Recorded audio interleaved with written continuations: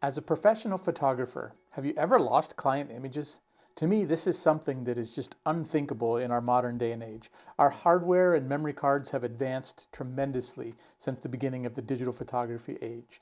We've got all kinds of solutions for backing up to local hard drives, backing up to cloud technology. So there's really no excuse for data loss in this day and age, and really it comes down to negligence on the photographer at that point. And if you're losing client images or at risk of losing client images, you've really got to take a step back and think through this and figure out where you're going wrong.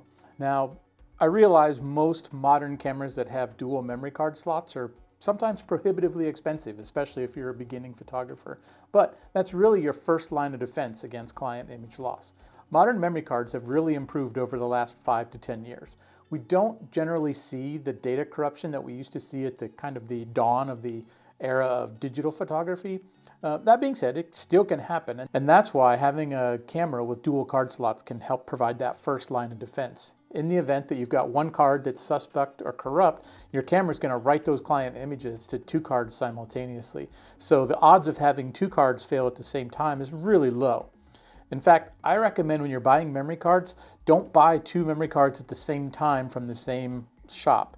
I would recommend buying one from, a local retailer or Amazon if you have to, but buy a second card from another company like B&H Photo or Adorama or any other, camera shop.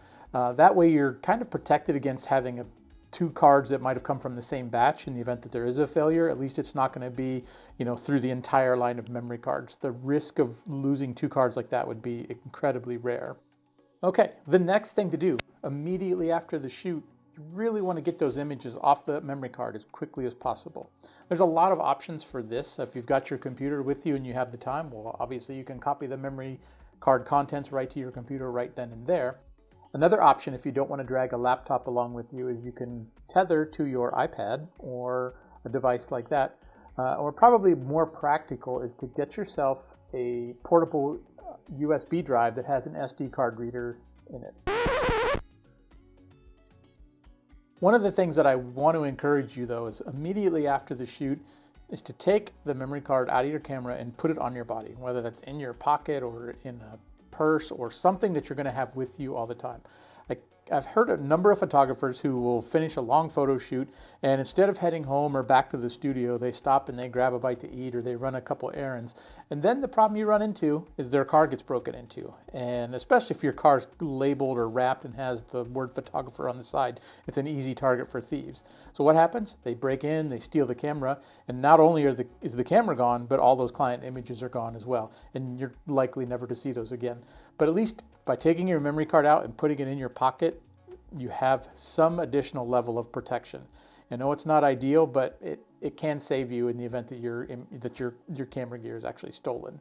There's a number of iterations we've got to go through to get those images into our computer. Personally, I'm an Adobe Lightroom user, and one of the amazing features of Lightroom is the ability to import images to multiple locations at the same time. Basically 2 different locations. So when I import my images, I import them directly into a folder on my local hard drive on my computer, but then I choose a secondary option.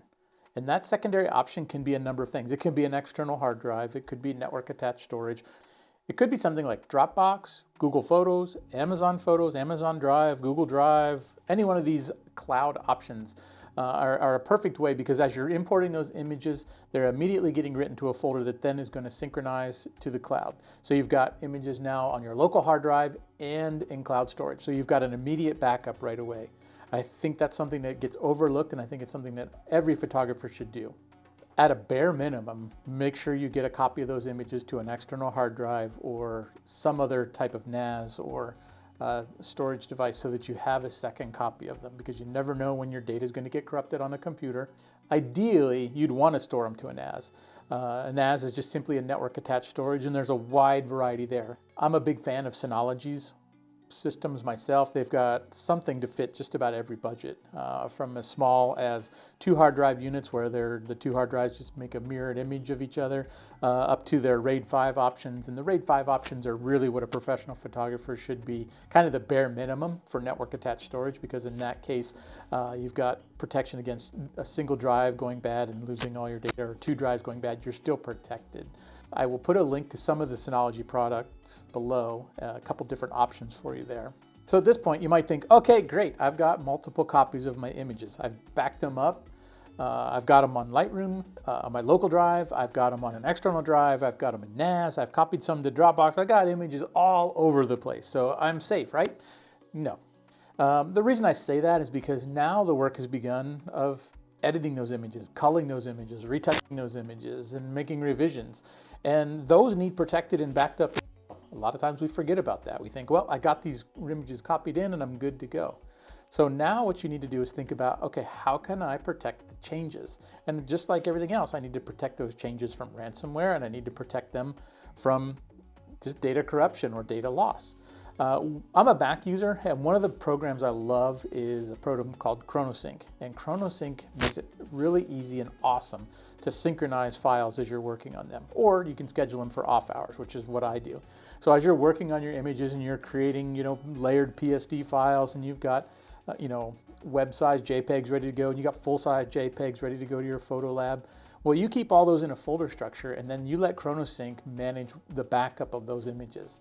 You can have Chronosync back up those images, hourly or nightly or weekly, whatever you want to do. I personally recommend having Chronosync run a synchronize every night. The beauty of it is after it does the first sync, from that point on, it's only going to do changes. So it gets incrementally faster. Now, obviously, if you copy 3 gigs of images in, it's going to take time to back up those 3 gigs. But the next night, let's say you've only created 200 megs worth of images, it's only going to back up those 200 meg images. So their backups kind of get faster. The nice thing about Chronosync as well is it has some ability to protect against deletion, so that if you do delete a file accidentally, Chronosync can keep some versions to protect you from that. You can also have Chronosync back up to a cloud drive, so you can have it back up to an Amazon instance or Backblaze or something like that. There are some options for Windows as well. I'm not as familiar with those because I don't really do image work on a Windows machine, but I know FreeFileSync is something that's somewhat comparable to Chronosync, and it's free, so it's definitely worth checking out. You've got really nothing to lose at that point. At this point, I'm also going to recommend another backup strategy that you should have in place. And you notice I'm building basically a multi-layered protection here. I'm a big fan of Backblaze to back up my computers. It's incredibly inexpensive for unlimited storage. It has the ability to back up NAS devices. It can back up to clouds. And then you have file level backup. So if you accidentally deleted a client image, you can go right up to Backblaze and download that image right back to your computer. They've got apps for your phone. It works on cross-platform, so just about any device you have or any computer you have can be backed up by that. So I'm not sponsored by Backblaze or anything like that, but I do think it's probably the premier backup solution out there. So highly recommend just going out and getting a copy of Backblaze to make your life just a little bit better.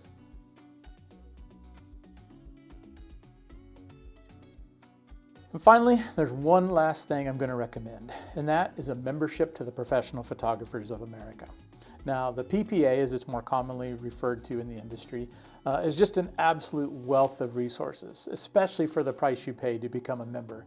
If you're not a member of PPA, I really, really encourage you to do that. I think this is probably the most important thing you can do for your business. And the reason I recommend PPA in my backup talk is the fact that they have something called indemnification protection. And what that means is PPA essentially has your back in the event that you do lose client images and that your clients get frustrated.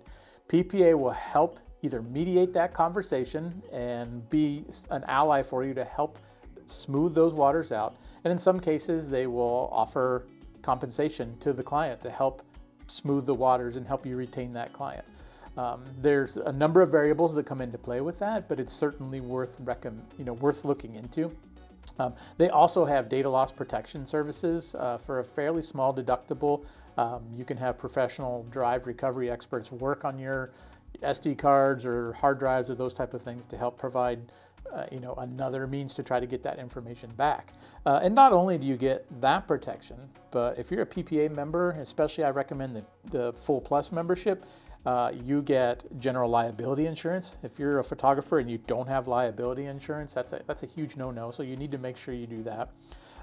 They have loss recovery insurance. So if somebody does break into your car and steals your equipment, you have the ability to get equipment back, especially you know, if you need that, if you've got to shoot in the next couple days, you need to have equipment back in your hands as quickly as you can, and PPA has that coverage built into it. Not to mention, PPA is just full of educational resources. There are videos you can place on your website explaining the benefits of being or selecting a professional photographer. They have PPA referral programs so that you can help clients in your area find photographers. They have conferences. They do all kinds of just everything to support professional photographers in the industry. Lately, their big push has been easing copyright law, so it makes it easier for photographers to protect their images. And I think, if I'm not mistaken, the full plus membership is $428 a year, and you can do monthly payments with that as well. I'm going to include a referral link at the bottom in the comments down below. And you know, full disclosure, I do get a little bit of a discount with that, and you get $35 off your first year's membership by doing that. So again, highly recommend a membership with PPA. If you do nothing else, join PPA. It's worth it as a professional photographer, and I think you'll thank me 1,000 times over. I hope this video was helpful. If there's anything you'd like me to go into more depth on in the future, I'm happy to do so. Just leave that in the comments below. As I'm starting to build up this channel and trying to come up with more ideas and things that'll be useful, so I'm happy to share workflow ideas, my backup solutions, you name it. I'm kind of an open book. I've been doing this for 17 years, and I enjoy helping other photographers step their game up. And then finally, like and subscribe would be awesome as I grow this channel. Do my best to be authentic and be vulnerable in front of you. So if there's anything I can do for you in the future, please don't hesitate to leave a comment below.